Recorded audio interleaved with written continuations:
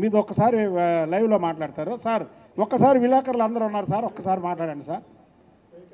అంతా ఈ మీడియా వాళ్ళు కొంచెం బాధ్యత వహించి చేయాలి. వెంకన్న నేనే అట్లా నాకు డెవలప్ చేసినప్పుడు ప్రెసిడెంట్ చేసింది కూడా నేనే. ఆగండి సార్, ఆగండి, వినబడట్లేదు. ఇది సీను స్పీకర్ ఆన్ చేయలేదు.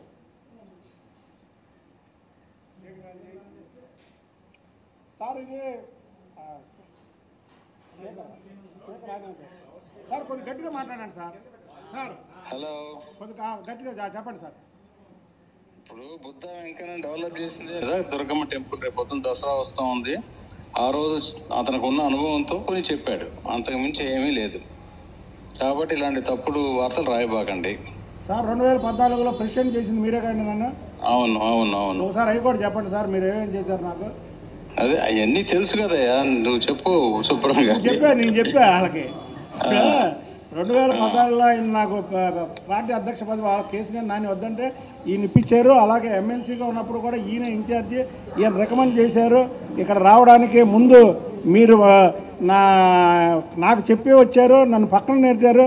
అసలు ప్రతి ఒక్కరికి కూడా వెంకన్న సొంతంగా భుజాల మీద వేసుకొని పనిచేశారని చెప్పారు. ఒక్కటి గుర్తుపెట్టుకోండి. బాబు గారు కూడా చెప్పాను నేను, వాళ్ళే ఎమ్మెల్యే ఎలా చేశారు మీరా గారు వెంకన్న అని, చాలా క్రిస్టల్ క్లియర్. ఇప్పుడు మీకు విలేకరులకు ఒకటే చెప్తున్నాండి, సుజనా చౌదరి గారు అనే వ్యక్తి చాలా ఈ నియోజకవర్గానికి రావడం మనందరూ అదృష్టం.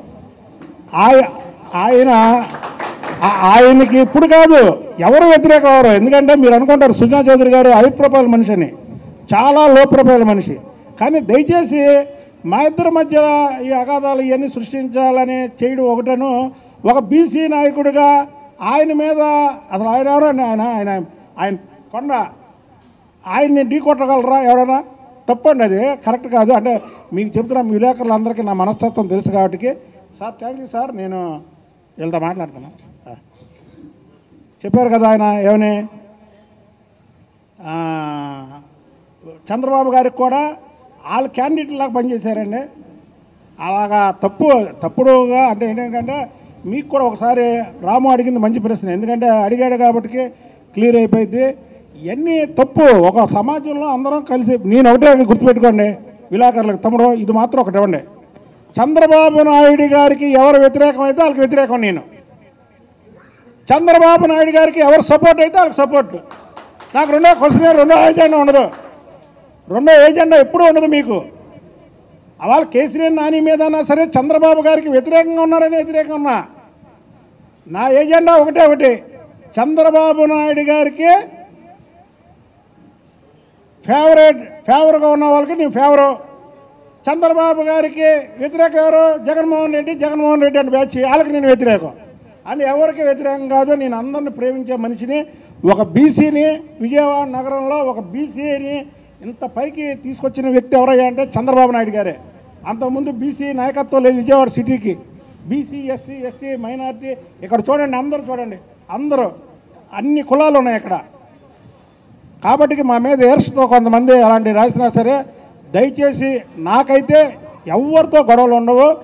సుజనా చౌదరి గారు కూడా చాలా ఇబ్బంది, ఇదేంటి మన మీద చక్కగా అన్నీ మాట్లాడుకుంటే డెవలప్మెంట్ల గురించి ఇలా రాశారు. ఆ పాపకేమో నేను అంత సహాయం చేస్తానంటే, ఇప్పుడే మీరే అన్నారు కదా చంద్రబాబు గారికి కూడా భుజం మీద వేసుకొని అతను పనిచేసినట్టు, అతను పోటీ చేసినట్టు పనిచేసి గెలిపించారండి అని చెప్పడం ఇవన్నీ తప్పు.